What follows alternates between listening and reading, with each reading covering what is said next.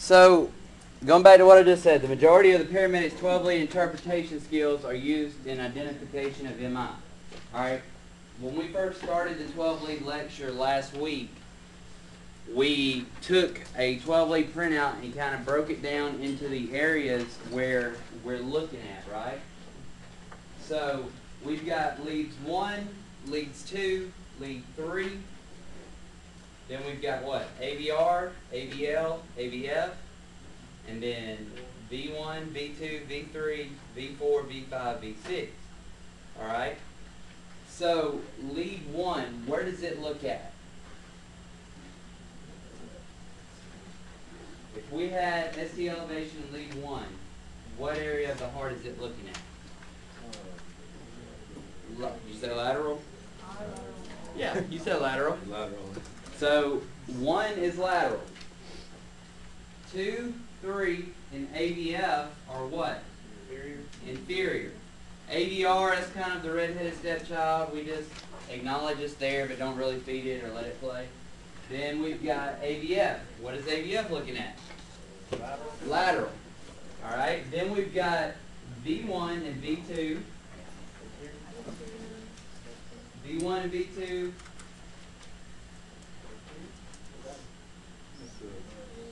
Septal. Septal. V3, V4. Interior. Alright. And then V5 and V6. Lateral. Alright. And again, it's all from the way it's placed. When we place our 12 lead leads, alright, so we know where our bipolar leads go, right? Our limb leads. White, black, red, green, right? Alright? And so those 4 leads, there are bipolar leads, alright, because they have 2 leads that make up a negative and a positive, right? So whenever we look at the actual electrical tracing, we're looking at the electrical flow of the heart going from what to what? Negative to positive. Alright? Remember, all of your electrical flow is going from negative to positive. The way that you get your different readings is that the monitor itself turns each of the leads into a negative or a positive lead. These are going to be in your bipolar leads. Alright? V1 through V6, what are they also called? No. Huh? No. V1 through V6. What? Your precordial leads. They're also called your chest leads. So they're the leads that we add on to get a 12 lead. Alright? So we can get lead 1, lead 2, lead 3, AVR, AVL, and AVF just by our 4 leads that we place on normally. Alright? Our chest leads, V1 through V6, they're also called unipolar leads. Alright? Because what they do is they all come off of a common area in the heart. So V1 through V6, they're all looking at what? Mainly what? The bottom or what chamber of the heart? The left ventricle. Alright? So if you've got your heart and you've got V1, 2, 3, 4, 5, 6, okay? They're all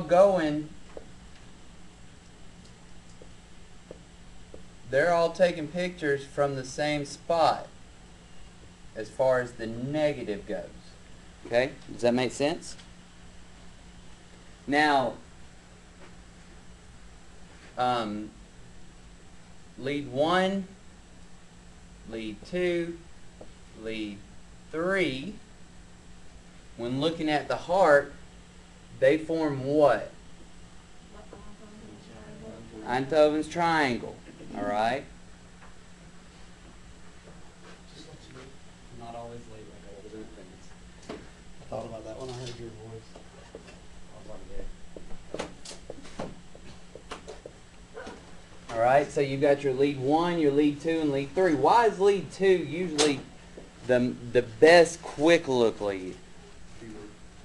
Because it includes everything, right? It follows pretty much the normal flow of the heart, the normal electrical conduction of the heart. But now it's only going to give you just kind of a inferior anterior view when we're looking at the 12 lead stuff. So why do you think we as medics in the field need to be proficient just in identification? Early recognition, part of your chain of survival, right? Early recognition. There's many systems that are set up to where we recognize stimming and they will bypass the ER and go straight to cath lab because time is of the essence.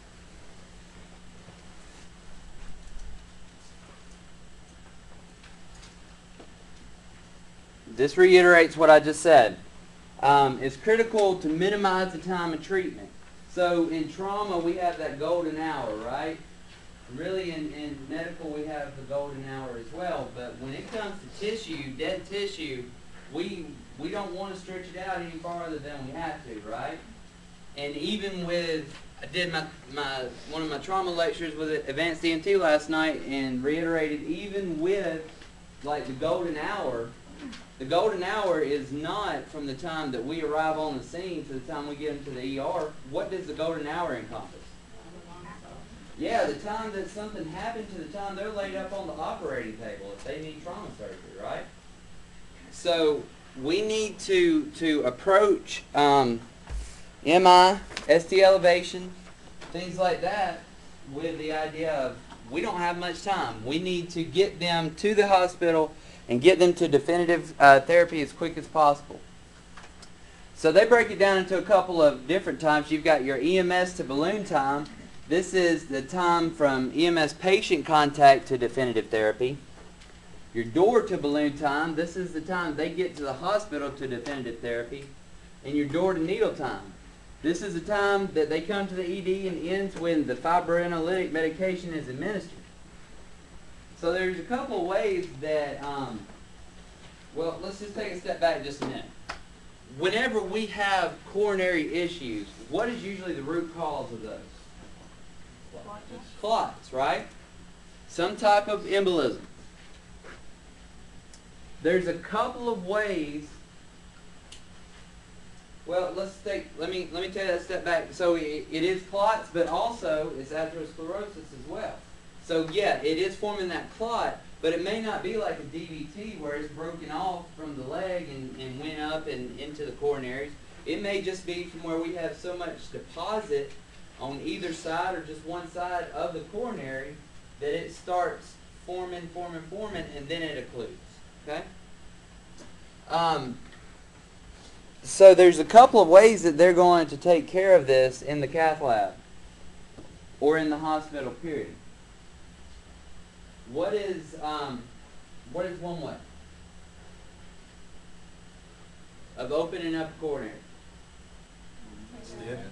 Stents. All right? So that's where they're actually going to put hardware into the coronaries. They're going to place that little thing into the weak part of the wall and balloon it out, push it out, all right, and reopen the lumen. Then you've also got fibrinolytics. What are fibrinolytics? Clot busters. Clot busters. I would not be surprised if within the next, I don't want to give a time frame, but I would not be surprised that if we don't start seeing more and more fibrinolytic therapy accepted in the field. Time is of the essence, right? It's not really the same situation as a stroke. Used to, we would give aspirin for strokes, but then they were like, well, what if it's a hemorrhagic stroke? We're just going to cause more bleed. Well, it's not necessarily the case for the heart, right? If we have stemming, then we pretty much know somewhere some vessel is occluded somehow, right? But again, our part right now is going to be rapid identification. It's going to be the most important factor in decreasing EMS to balloon time.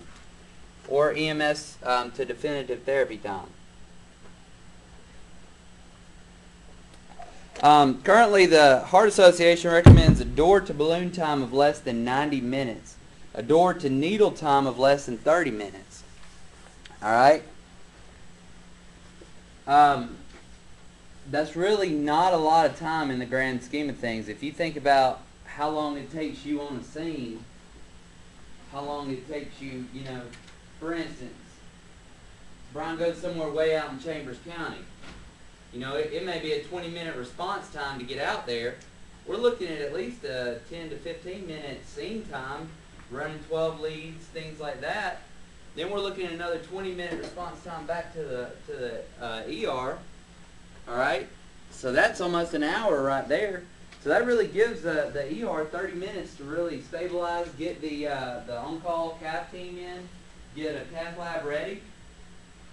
So our role is going to be vital in identifying and calling in and saying, hey, we've got a STEMI. There's no doubt. We've got a STEMI right here. Y'all should go ahead and get the folks coming on in. There was a big push for that, I think, over at St. Francis. I think they've got a STEMI team now. And it's been it's been in for several years, at least back when I was working full-time out in Smiths.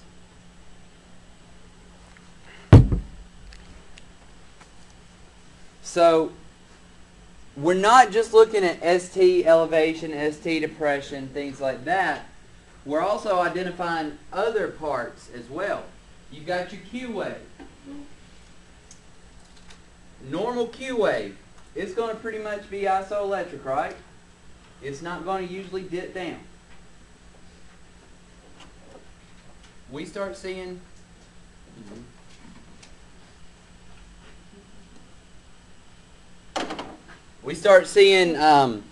Q wave stuff. We start seeing pathologic Q waves, then especially along with ST diversion from baseline, whether it be depression or elevation, then we know that we've got something going on, all right? And again, your QRS is representative of what? Ventricular contraction, ventricular depolarization. Then your T is representative of ventricular repolarization. So if you start having abnormalities in that QRS complex, that's telling you, hey, something's going on. Something is keeping the electrical current from flowing and depolarizing the cardiac cells in the ventricle. All right? Does that make sense? Thanks. So on Q waves, normal Q waves are usually going to be isoelectric. You may have a little bit of a dip, but we're looking at if a Q wave is one small square wide on the ECG strip and deeper than 1/3 the height of the QRS complex. All right? So we're looking at the QRS complex. This is an abnormal Q wave because it's at least 1/3 of the height. All right? So some people may have just a natural deep Q wave. All right? It may be the effects of old damage, or it may be just the way their heart depolarizes and repolarizes. But when it gets really bad is when it's at least 1/3 of the height of the QRS. The J point, what's the J point?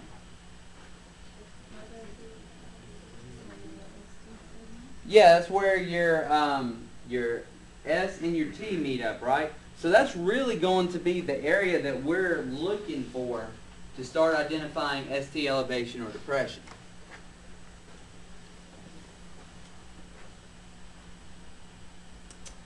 So your ST segment begins at the J point and terminates at the T wave. If it depresses below the isoelectric line, it's going to we're going to start thinking some ischemia, all right? So ischemia tells us what? Not ischemia. Injury would be old, all right? Ischemia is the early parts of what? Cell death, right? Ischemia is going to be where the cardiac cell is not getting what? Oxygen. All right? if this is identified and we if they start putting in the processes to start getting the heart reperfused, can this be saved? Yeah, Yes. it can. All right.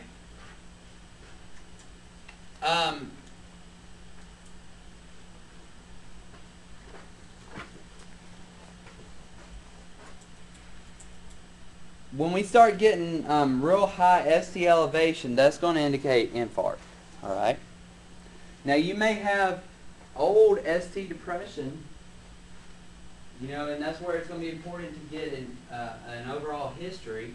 All right, because then you may be thinking, hey, they might have had something old, and if cardiac tissue, if it dies off, can it be revived or replenished? If it actually becomes necrotic, can it? No.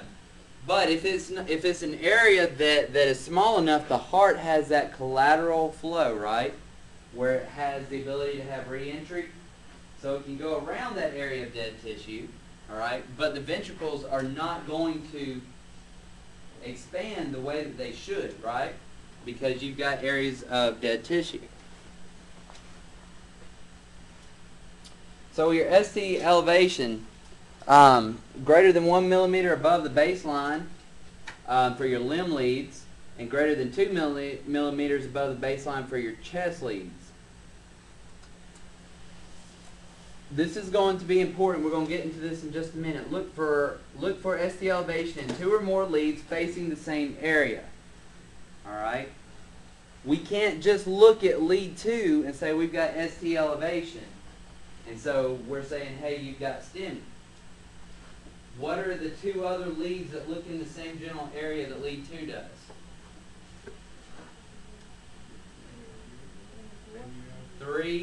Lead 3, and what? And AVF. Now, when I refer to the chest leads, I'm going to say V1, V2, V3. When I refer to the bipolar leads, or the limb leads, I'm going to say lead 1, lead 2, lead 3. All right? So don't get those confused.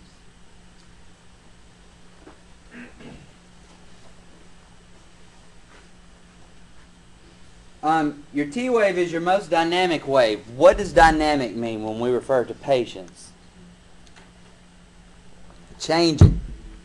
Your T wave is your most dynamic wave. Your T wave is one that we're really going to be able to look at and to see if it's changing. All right? That's why it's so important for us to get a baseline when we get to the house.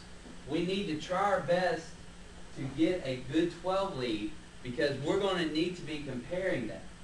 Now, for instance, if you think that if you get a quick 3 lead and you start seeing some ST elevation in lead 2, and then you do a 12 lead and you say, hey, we've got it in lead 3 and AVF, so I'm thinking inferior MI, then I can monitor the patient on lead 2 and keep watching for that, but I'm going to need to periodically, especially if it's a long transport, run another 12 lead, all right? Then you've got this segment called the TP segment. The TP segment is pretty much just when the heart is relaxed and it's not contracted and it's just kind of there. It doesn't last very long between the T and the P wave, right? There's still a little bit of electrical activity in the myocardium, but it's not going to be enough to really pick up on the monitor. It should be flat, but this is the importance of your TP is going to be because of this right here. It's going to give you a reference of what the isoelectric line should look like, where the isoelectric line is, and if we've got J-point elevation and we start seeing T-wave elevation or depression. All right? Does that make sense? This stuff a little bit easier to understand than all that axis deviation and all that stuff? Okay.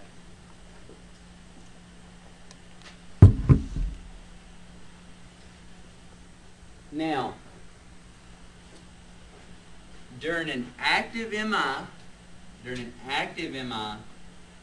initially we're going to start seeing ischemia. So we're going to have T-wave inversion, and ST segment depression. So that means that it's below the what? The isoelectric line. Our injury, you may start seeing a little bit of ST elevation. Now this is during an active MI. Old injury may show depression. Old injury may show depression. But we're looking at right now during an active MI. And then within minutes to hours of an actual MI occurring, you get your infarct. Your Q waves may appear. And what it means by the Q waves may appear is the fact that we usually see a Q wave starting on the isoelectric line. You may start seeing those pathological Q waves that go below the isoelectric line. All right? Everybody following me on that as far as the Q wave goes? And then we're going to definitely see our ST elevation.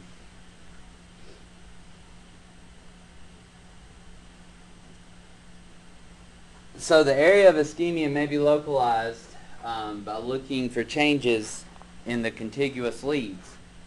Let me go back to that in just a minute.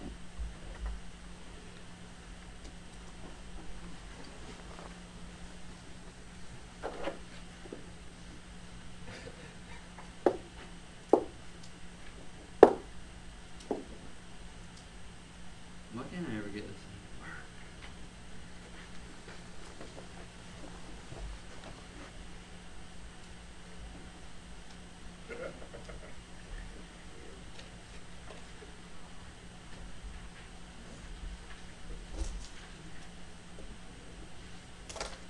I'm just going to draw it on the board. That doesn't go there. It does not. You're right. All right. So it's pretty self-explanatory.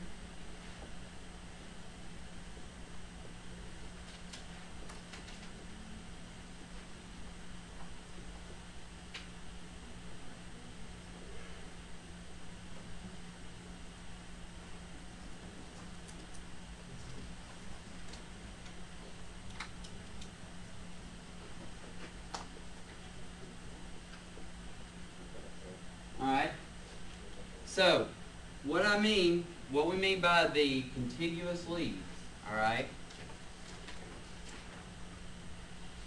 lead 1, AVL, and which two chest leads looks at lateral?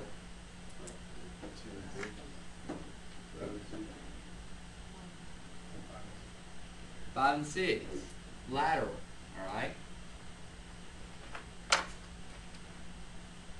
Lead 2, lead 3, AVF looks at what? Huh? Inferior. V1 and V2 looks at what? Septal. V3 and V4 look at what? Alright? So if I see ST elevation or depression in lead 2, what am I going to need to compare it to see if we see anywhere else? Yeah, lead 3 and AVF, because they're looking where? In the same direction, right? In the inferior part. And again, it's all direction, all right? Think about where your leads are placed, okay? So if I have some type of ST anomaly in lead 1, I'm looking in what? AVL and V5 and 6. Now, well, I've got the contiguous leads a little bit earlier. Yeah.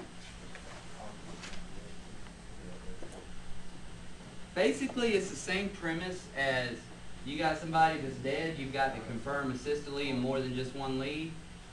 You need to confirm ST elevation in more than just one lead, okay? So, let's just say that I think that I've got a lateral MI. What leads am I looking at to confirm that?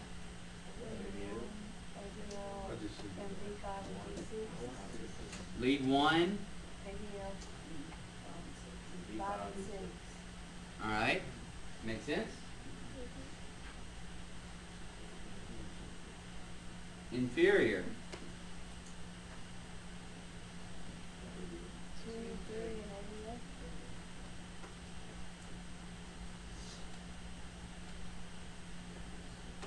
Alright? Septal.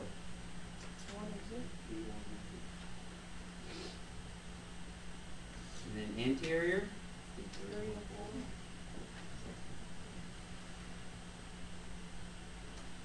Alright? And that's called looking at what? Contiguous leads, however you want to say it. Basically, we're just confirming in two spots that this is what we've got going down.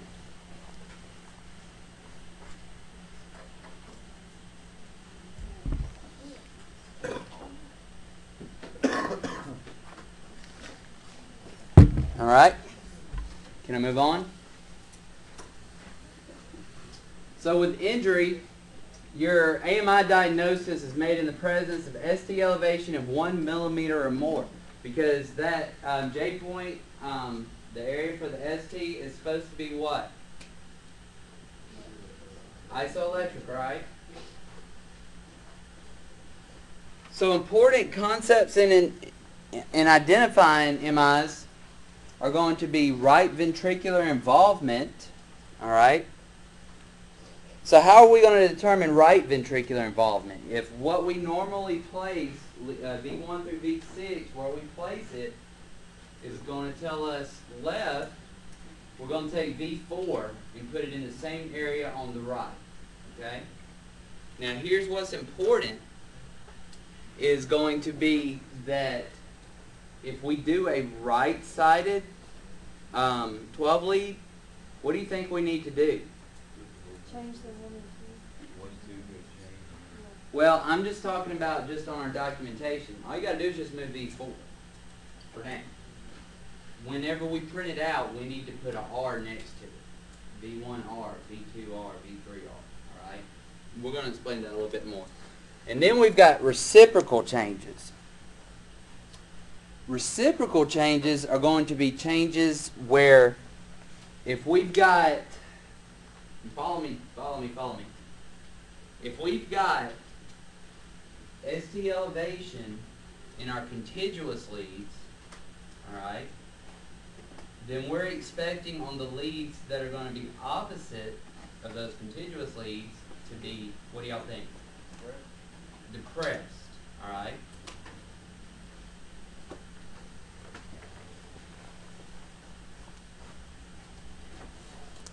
So this is just taking a little bit more of a look. That was just kind of introducing some of the concepts. We're going to hit them again in just a minute, so don't worry about it. Your lateral wall. Lateral wall is going to be what on the left side, right? 5 and 6. So it's going to be affecting what? Your left main, right? Your circumflex, your diagonal, or your LAD, which all bifurcate off of your left main coronary, right? But these arteries here are the ones that wrap around lateral, okay? So this is going to be seen in 1, AVL, V5, and V6. Make sense?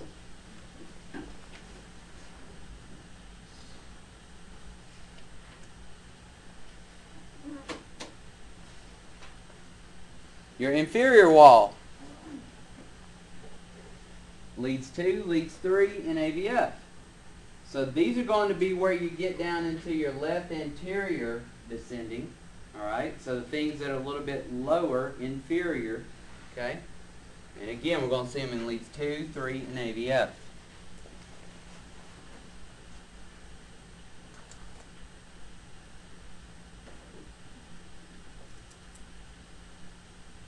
Your septal wall, that's going to be of your intraventricular septum. Alright? Now your inferior and your septal could have some right-sided involvement. Alright? Because they're very close to the right side. But this is where we're going to see V1 and V6.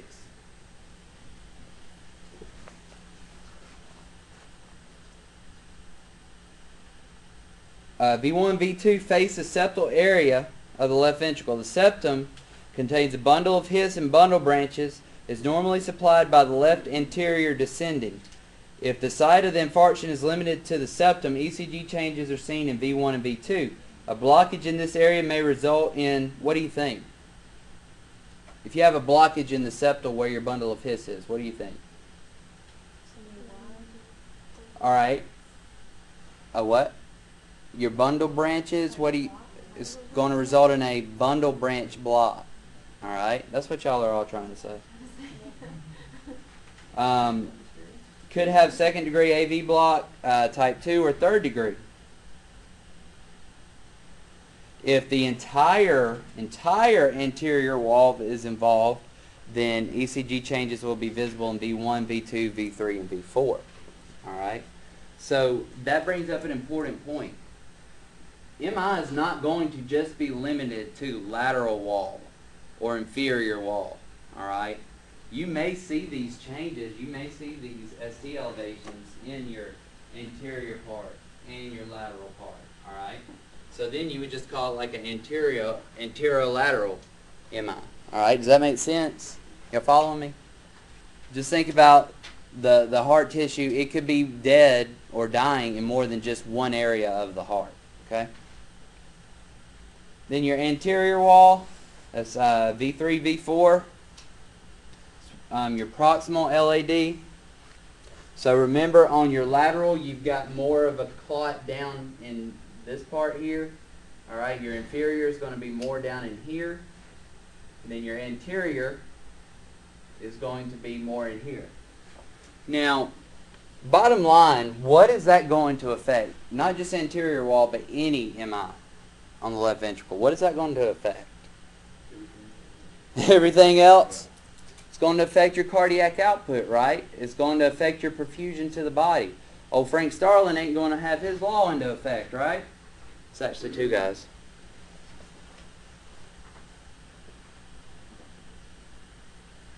Now, you could have posterior MI. You may see reciprocal changes in V1, V2, V3, and V4.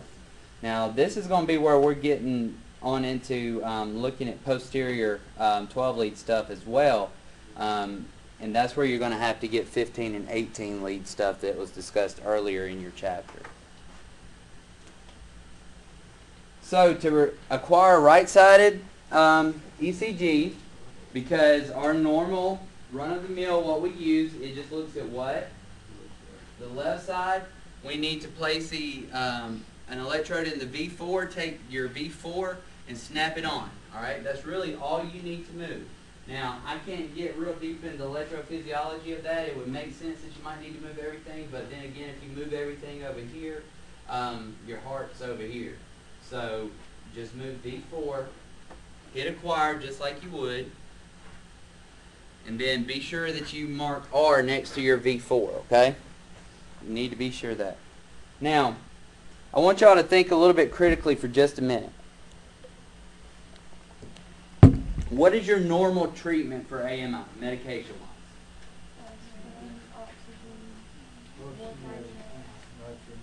All right, so I heard oxygen, nitro, and morphine, Mona. All right.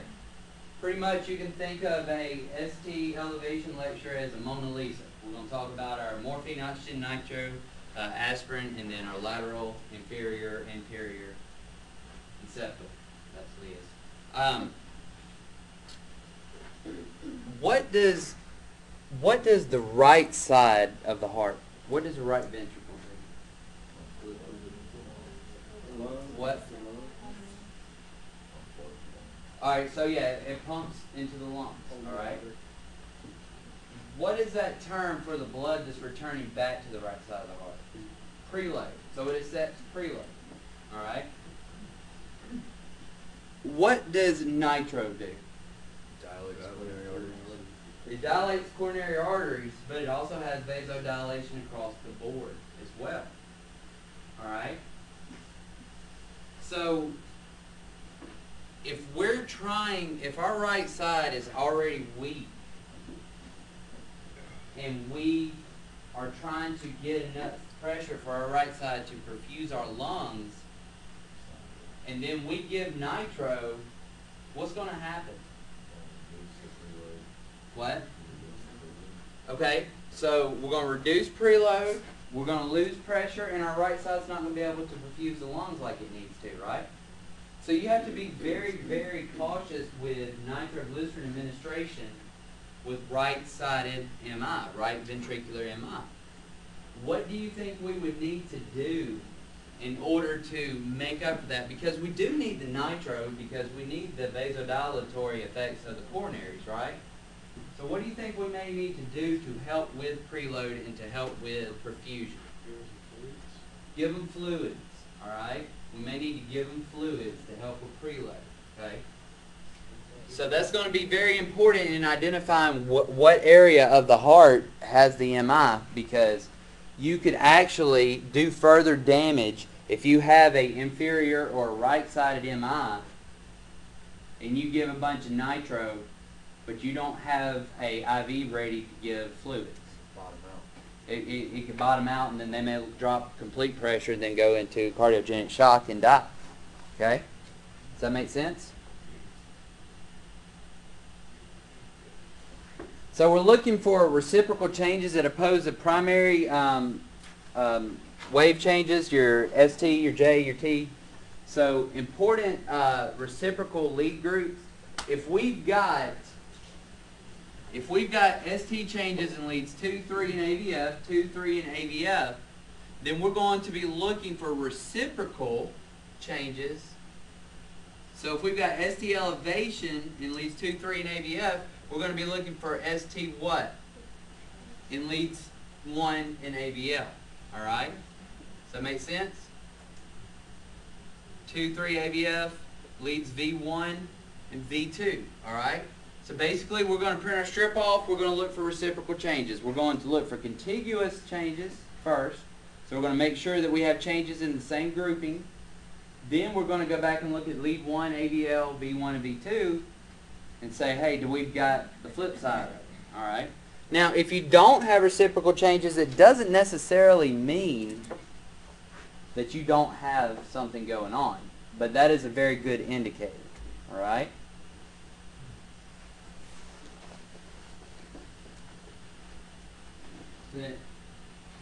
So it's like what I just said.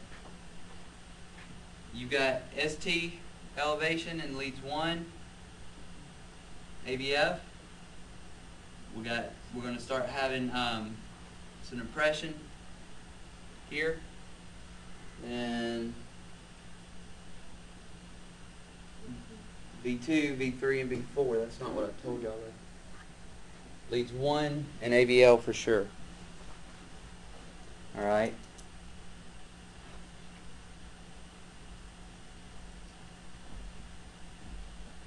So we're going to be looking for our changes. That is our big thing. If y'all haven't noticed, that is our big thing. We're looking for ST changes.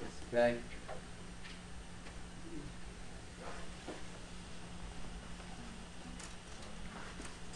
Again, this is just what we've already talked about. Now, this V7 through V9, that stuff comes in when you start looking at your posterior stuff. You're going to have to add more leads, and most of ours aren't set up to do that.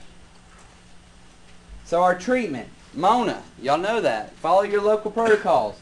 ST treatment involves rapid reperfusion.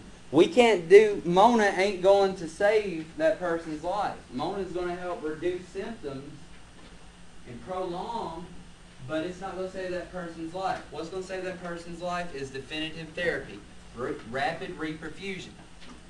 Right ventricular injury requires volume replacement prior to the administration of nitrates. Tell me again why.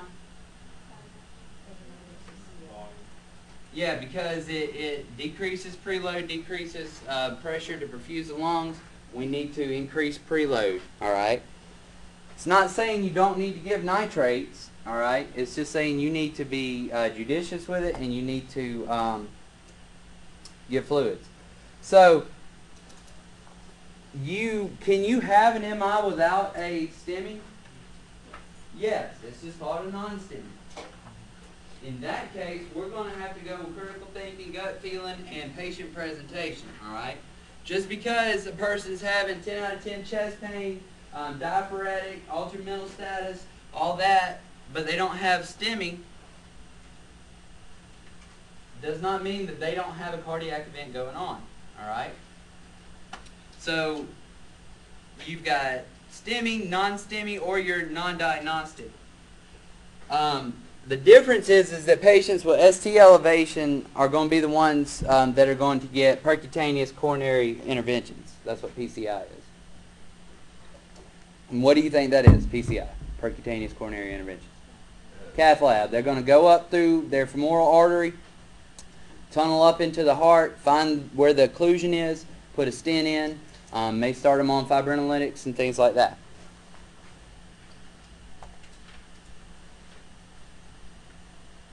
Time is of the essence. This is just, I thought this was a pretty cool picture.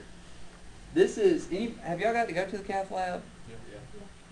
It's pretty neat when they inject that radioactive dye in there, and you actually get to see where they're looking. And then if there's an occlusion, it's going to show up as a dark spot around that area, and then you may see dark past that spot if it's not able to be perfused. So, just period, across the board, if we've got chest pain, if we've got something that you just know, y'all run on chest pain, haven't you, that you just know that there's something going on. We need to get on the ball, okay?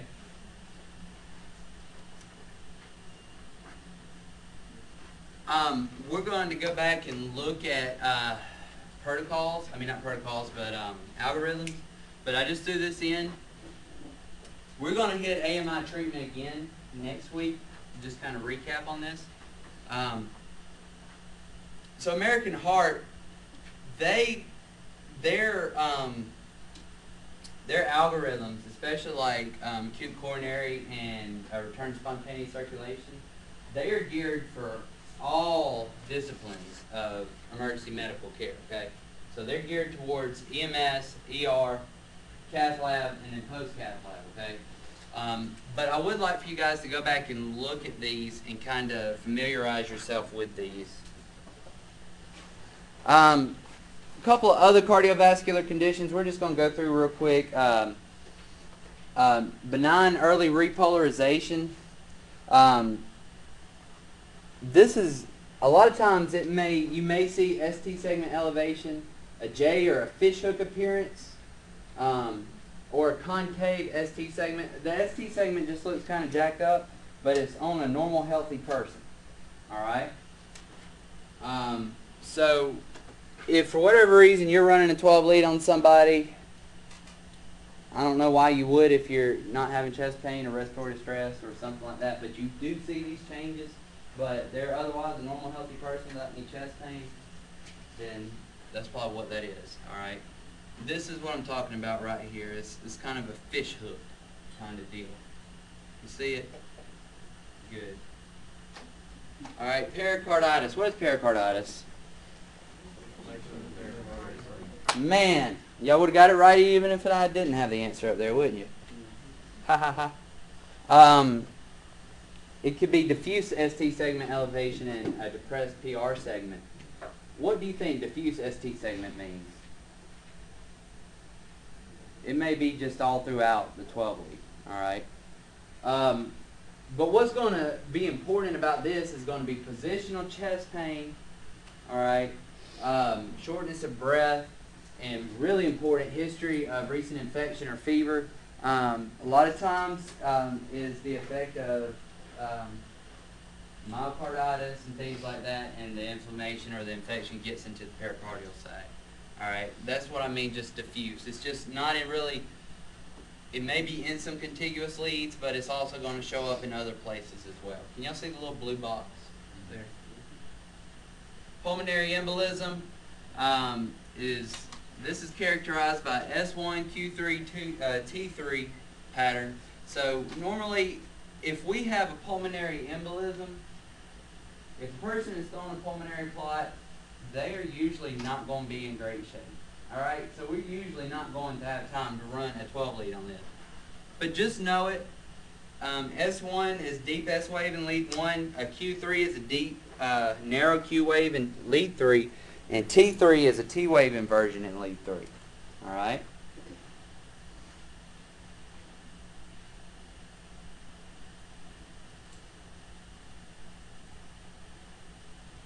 Hypothermia. You may see this Osborne or J wave. Did y'all talk about Osborne or J waves with Ms. Curry? Okay. A lot of times they're going to have a bradycardic rhythm, but it may be accompanied by the things you see there. But bottom line, it's not going to take a cardiac monitor to tell if somebody's hypothermic, right? If their fingers and toes are black, then and they're cold, they're probably hypothermic. Would be my guess at least. Electrolyte imbalances. You may see this, all right? Especially on what kind of patients do you think you may see commonly electrolyte imbalances? What? Athletic people. You may see on athletic people, but renal patients are going to be big time.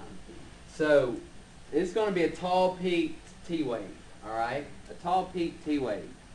That if you want to show somebody, hey, I can read some EKGs pretty good.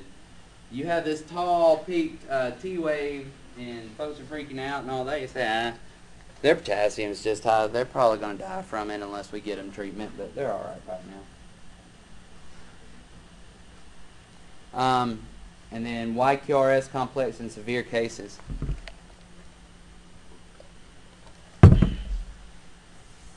Hypokalemia is going to be a flat or a absent T wave, and then a development of a U wave. All right. So U wave is going to be an extra wave in between the, what do you think? T and P. All right. Hypercalcemia is a shortened QT interval, and hypocalcemia is a lengthened QT interval.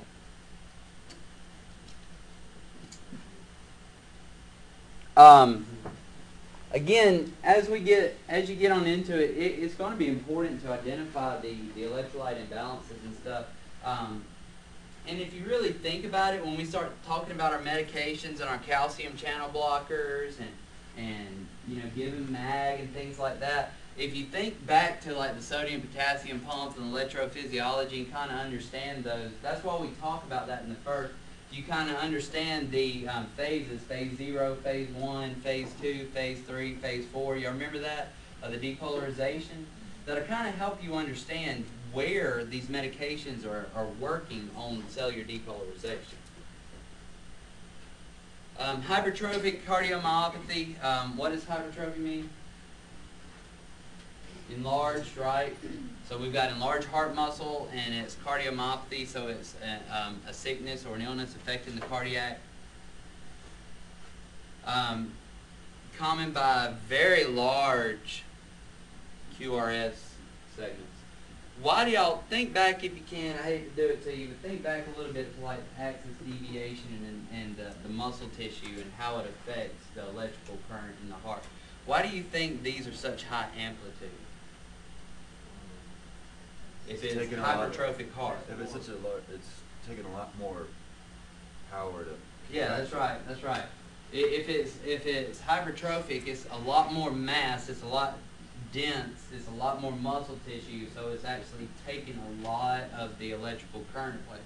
If you notice, virtually no P wave, virtually no T up in here, a little bit over here, but the thing that really stands out is that tall QRS. Brugada syndrome, you can go back and look over that stuff. Long QT syndrome. Now, what do you think is significant about a long QT syndrome? What do you think that means? Just think about depolarization, repolarization. What does that mean? If my QRS and my T are so far apart, yeah, it's taking a very long time for the heart to depolarize and repolarize, all right? So it's making those refractory times a lot more volatile, all right? Remember your absolute refractory and your relative refractory? And what can happen if the heart gets some type of electrical stimulus during the relative refractory period? It can make a product again, but not be quite as strong as Well, but it can be deadly. It can make it try to contract again, but it's not done relaxing, and so you can actually induce what's called R-on-T phenomenon. You remember that? Which could be deadly. Most often we'll see long QT as administration of certain drugs. Some of the drugs that you give will increase the QT interval. All right? Intracranial hemorrhage, not really worried too much about that at this point. All right, let's practice. I've just got 4 practice strips right here. I handed those out to you guys, right? All right. Can y'all see? Do I need to turn the light back on? Huh?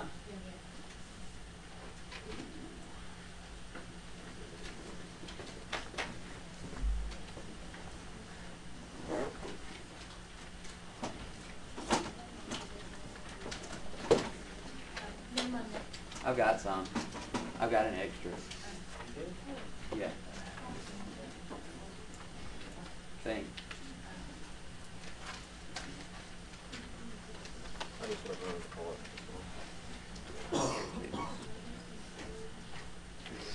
it. Alright. Now, I'm not interested in nothing fancy.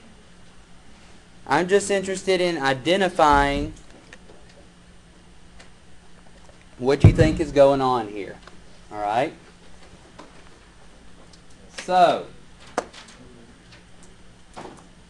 just looking at it, where do y'all see some abnormalities at? 2, 3, 8, 2, 3. I'm not even going to try to write up here where I am.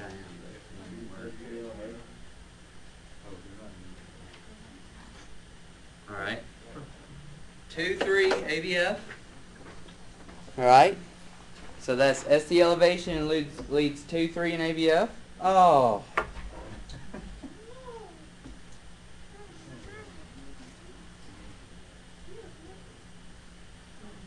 Alright. What else do y'all see? Look at your Q wave. Look. What?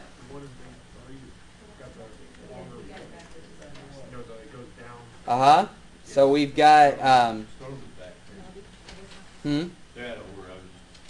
Are they? Yeah, that's the one on the back is first. It's stapled from the bottom left. Sorry, guys. Alright. Okay, keep it. Alright, Q wave. Do y'all see any Q wave abnormalities?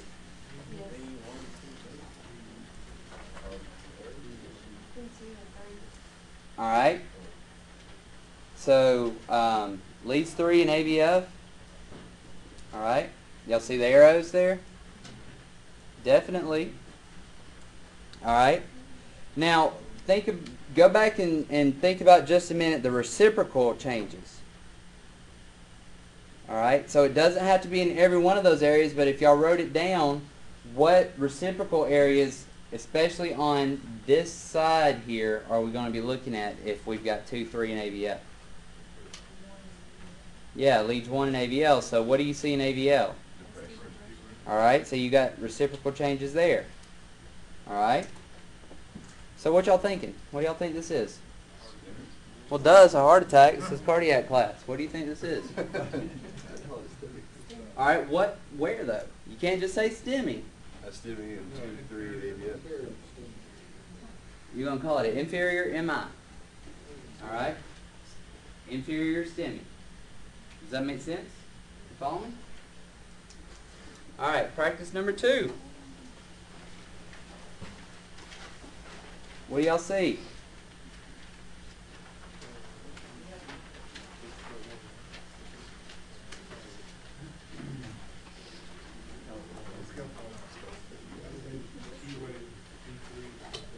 Okay.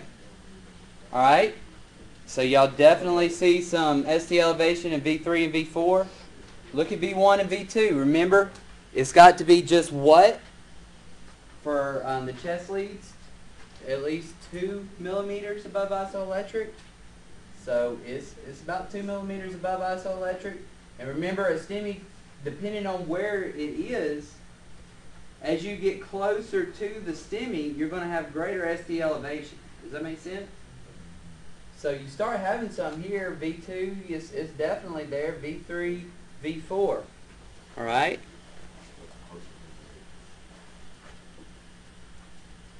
So we're looking in the anteroseptal leads. Q waves. Definitely see some Q waves in V1 and V2. Y'all see them? Are there Q waves present in V3 and V4? Pathological Q waves present in V3 and V4? No. All right? Yeah, I see Q-wave. Look right here. In V3. See that little indentation right there? Yeah. That's going to be your Q wave right there. Then you got your R right here. I see what you're saying. See, there's no indentation here, so your Q goes straight down. And then your R is here. Remember I had said that Where's the Q in V2? there's a Q in V2, then you got an R that goes kind of straight into an S here. All right? So is the whole thing an R? No, no. Really wish this thing would let me write. You've got a Q here, all right? You got that. Then your R starts there, and then your R goes on up into an S somewhere in here, and then you got to find your J point, all right? That was called a what? Do y'all remember what that was called? The terminal R wave, all right? There's really no distinction between the R and the S. You're not going to really see it because there's no distinction between the two. I couldn't see what you just did. Oh, So you're saying D1 and D2 don't have Q's, right? No, they do have Q's. yeah, they do have Q's. The Q is the down wave. Right, where the blue line is, all right? V3, you've got a little bit of a Q right there, all right? And then that goes into an R into an S, all right? Same thing with V4, all right? But remember, it was that terminal R where there's really not a distinction between the two, okay? All right, so what area of the heart do we see this? Anterior septal. All right? So it's going to be an anteroseptal MI, all right? Just like I talked about earlier. It's not always just dedicated to that one area, okay?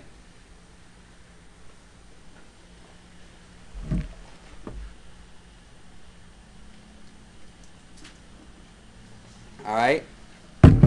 So what is something that just kind of wham, bam, jumps out to you?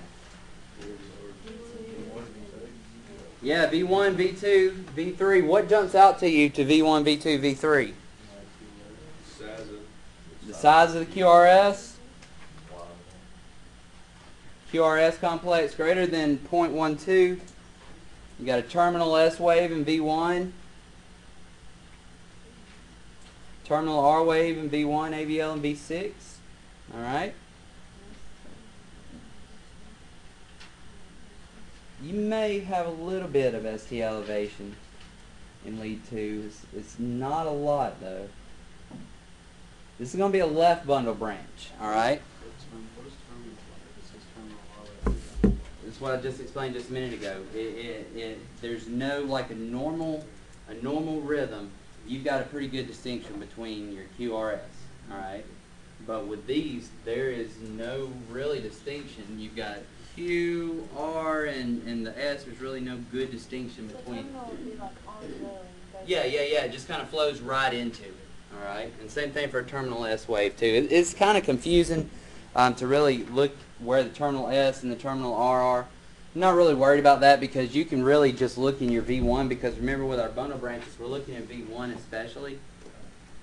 We're going down, all right? Think about your blinker on your car. You push it down to go left.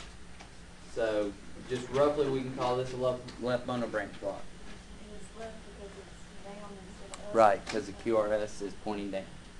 Make sense? All right.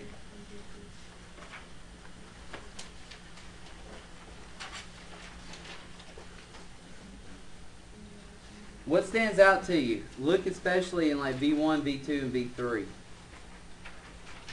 The prolonged QT. All right, so there may be a prolonged QT. I'm looking right now more at the QRS though. It's got those prime waves. So it's got a YQRS. It's got the prime waves, which is just the M shape or the bunny ears, V1s and V3. And now what that is actually it's two ventricular contractions overlapped on top of each other because you've got a delay in the branch system. All right. A wide slurred S wave in the lateral leads. Huh? Mm-hmm. That's right.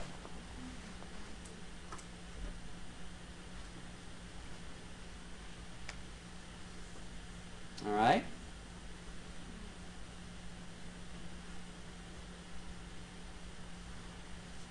Any questions? I know this is a lot of material right here, but you know, your 12 lead stuff's something that you're just going to get as you go along. Mm-hmm. Oh yeah, you've got the prime waves there. It's just that as it's moving away from that area. They're saying only highlighted one V1, but Yeah. the one right below it, and that counts too. In V2. Yeah. I just put those arrows just there so that it would point out, because remember when we're trying to look at bundle branch blocks and stuff, we're primarily looking in what? V1. V1. That was a V, not a 2. All right.